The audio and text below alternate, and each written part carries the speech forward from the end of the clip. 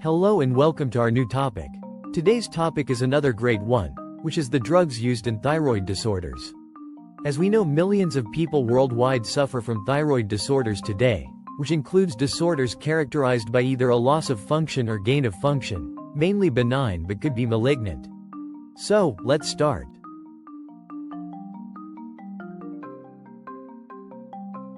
The learning objectives are shown. Please take a look.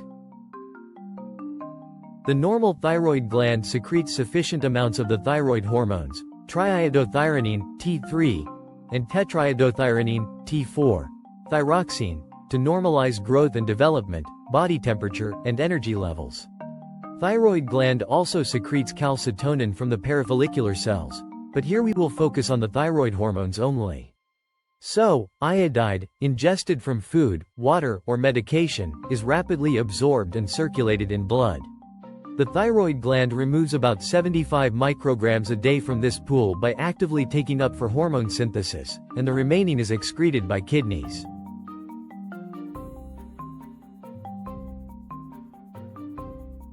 To make thyroid hormones, the first step is the transport of iodide into the thyroid follicle cell basement membrane located sodium iodide symporter, abbreviated as NIS. At the apical cell membrane, iodide is oxidized to iodine by thyroidal peroxidase, abbreviated as TPO, followed by iodination or addition of iodine to tyrosine residues within the thyroglobulin molecule, and thus forms monoiodotyrosine, MIT, and diiodotyrosine, DIT. This process is called iodide organification. Thyroidal peroxidase is transiently blocked by high levels of intrathyroidal iodide and blocked more persistently by thioamide drugs.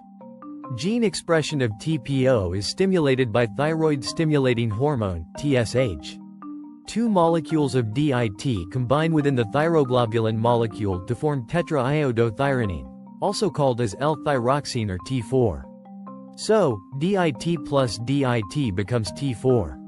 While one molecule of MIT and one molecule of DIT combine to form triiodothyronine or T3. That was a brief account of thyroid hormone biosynthesis. Okay, let's focus back our topic. So, thyroid disorders can be functionally grouped into two.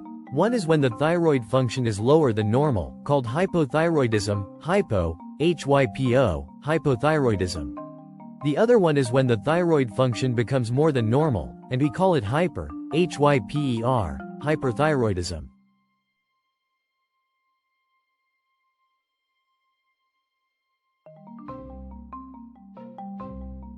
Let's talk about the treatment of hypothyroidism first.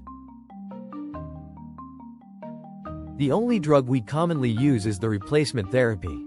Because there is low thyroxine, or thyroid hormone, so it just needs to be replenished. That's it. Most of the effects of thyroid on metabolic processes appear to be mediated by activation of nuclear receptors that lead to increased formation of RNA and subsequent protein synthesis, including enzymes and transporters. The thyroid hormones are responsible for optimal growth, development, function, and maintenance of all body tissues. Excess or inadequate amounts result in the signs and symptoms of hyperthyroidism or hypothyroidism, respectively.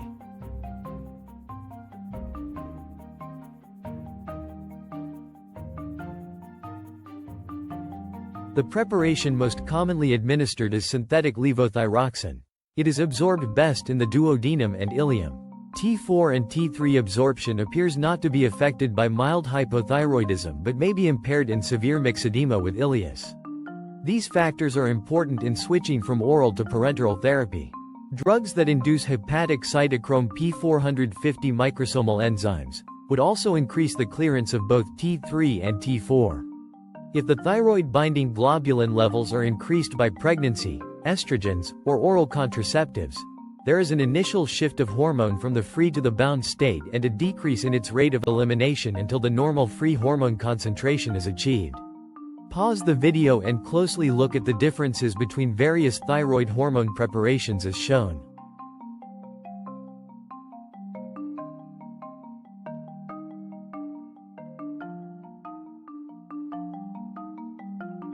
In a patient who has myxedema as well as coronary artery disease, Correction of myxedema should be done slowly to avoid arrhythmias or acute coronary syndrome.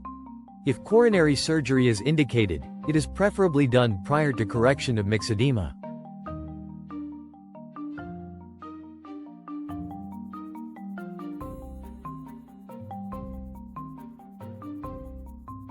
Although liothyronine, or T3, is 3 to 4 times more potent than levothyroxine, it is not recommended for routine replacement therapy because of its shorter half-life, difficulty in monitoring, and a greater risk of cardiotoxicity. Thus, the only indication is myxedema coma. Using the more expensive thyroxine and liothyronine fixed-dose combination, called Liatrix, in desiccated thyroid has not been shown to be more effective than T4 administration alone.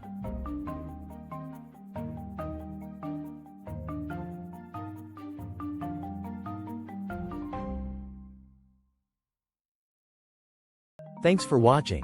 Don't forget to like, subscribe, and share. Happy learning!